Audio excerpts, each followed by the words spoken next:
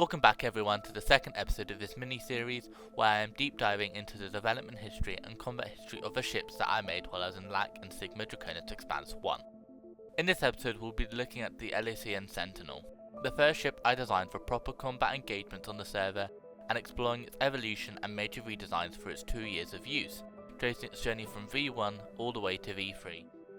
The Sentinel was designed for an internal LAC building competition to design a fleet torpedo destroyer like an early Burke in the real world. It had to be designed to be used by newer players to learn and emphasize how DDGs worked in large scale combat like aerials, and for another metric of it to be cheap and mass producible without hurting the LAC tech vault, as this period of LAC saw a large number of newer players filling the ranks, so that the faction needed a vessel that could fill that mid-range DDG gap in the naval roster, and that's why the competition was made.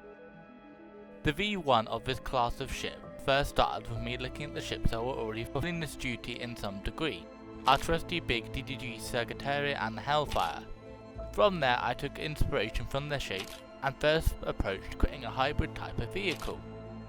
After mashing the 3 types of ship, I was not too pleased with the outcome that I got, as it was quite fugly. However, I was happy with the mid-section and front section of the shape, so kept that part.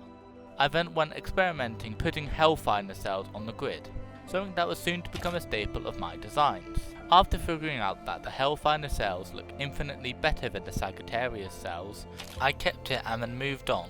I also smoothed out the edges of the hull and created a more uniform design that I was way more proud of. Once that stage was done, I gave the ship a paint job in the typical LACN paint scheme and finished the internals with Rodney. I then sent it off to get adjudicated and improved certain aspects of the grid while waiting, but most of those changes happened to the interior and internals, which I won't be sharing.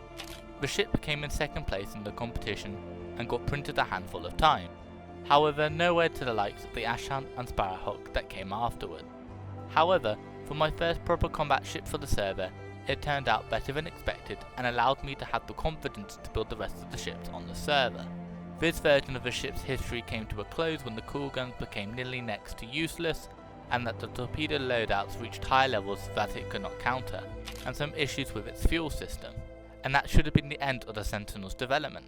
However, I revisited it after many other ship designs, and I came back to make a new version probably about a year later in middle to late 2025, and decided to make it into a cruiser, as I had not made many at that point and I was in desperate need to have my own cruiser design.